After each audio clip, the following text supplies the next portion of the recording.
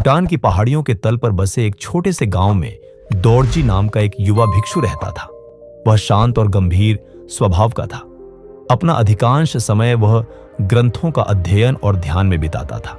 एक दिन गांव में एक चिंताजनक खबर फैल गई। एक बड़ा बाघ आसपास देखा गया था। गांव वाले डर गए और उसे अपनी शांत जिंदगी के लिए खतरा मानने लगे। उन्होंने अपने परिवारों की रक्षा के लिए उसे मारने की बात करनी शुरू कर दी। जब दोरजी ने यह योजना सुनी तो वह भीतर से हिल गया। वह मानता था कि हर जीवित प्राणी को जीवन और सम्मान का अधिकार है। गांव में फैले भय के बावजूद उसने स्वयं बाघ को खोजकर जंगल में लौटा देने का निर्णय लिया, बिना उसे कोई नुकसान पहुंचाए। सिर्फ साहस और जीवन के प्रति गहरे सम्मान के साथ दोरजी जंगल में प्रवेश कर गया।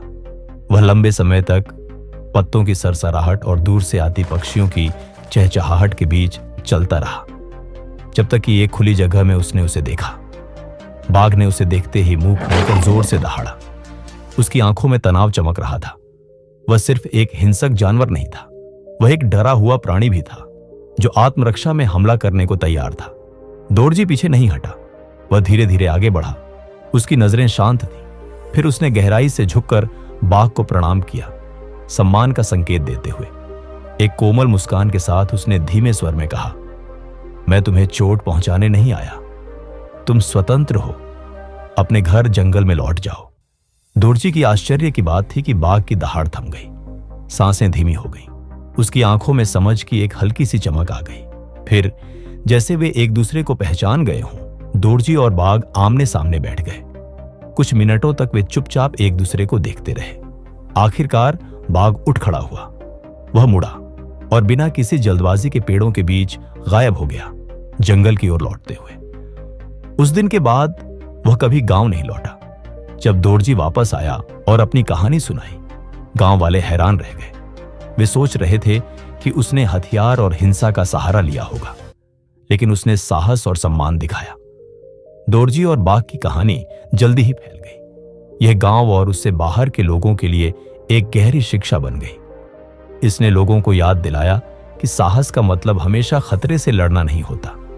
कभी कभी यह अपने डर पर काबू पाना होता है और हर जीवित प्राणी का सम्मान करना होता है, चाहे वह हमें कितना भी खतरनाक क्यों न लगे।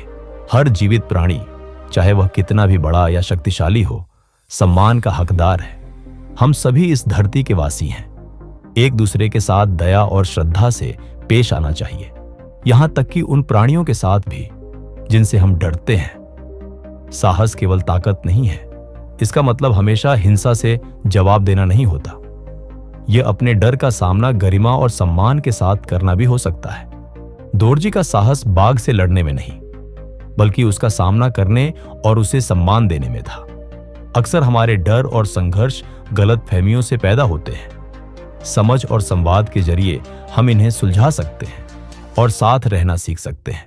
दोरजी ने यह साबित किया जब उसने बाघ को समझाया कि वह कोई खतरा नहीं है। परिवर्तन व्यक्ति से शुरू होता है।